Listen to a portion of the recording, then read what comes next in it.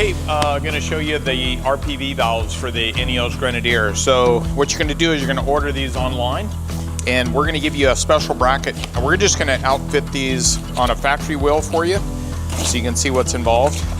And we're going to do all 5 on our Grenadier. Basically, in each one of the kits, you're going to get this right here.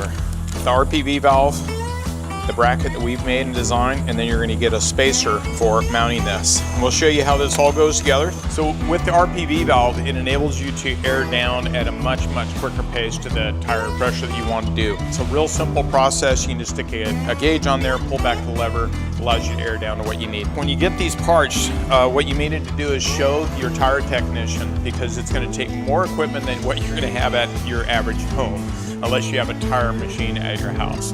So have them look at the video on the installation, and they'll see how it all bolts together. There normally is going to be a little instruction sheet in here. Yep.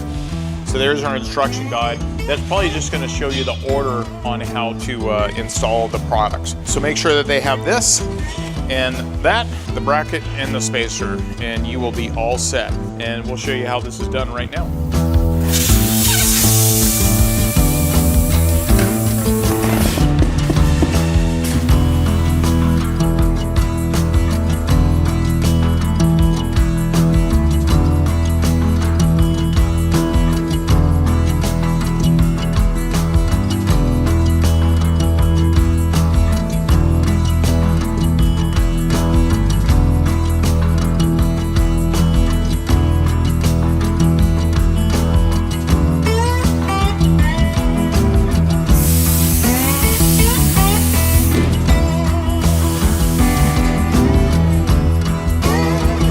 So you got your RPV valves installed, and I'll show you how I air mine down. I use the Agile gauge. This has a clip-on air chuck on there. Take off the valve stem cap. I always remove the lanyard that these come with. They're kind of cumbersome. The other thing that you want to do is, if you've had these and they haven't pulled this valve in a while, give it a little twist on the valve.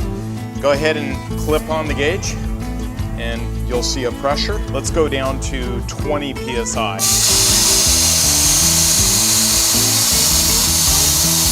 You just simply release this lever, pull it back this way, and that opens up the valve, and it allows the air to escape prior to coming through the valve stem core. Now when you air back up, you don't release that, you leave it on, you're just gonna clip right on there. All right, and as you can see, airing down happens pretty fast. This tire is just aired down to 20 PSI. And then simply to air back up, hook up your onboard air system, clip your air chuck onto there, go in and watch your dash, watch the TPMS go up to your desired pressure, and you're set. Happy trails, everybody. Thanks.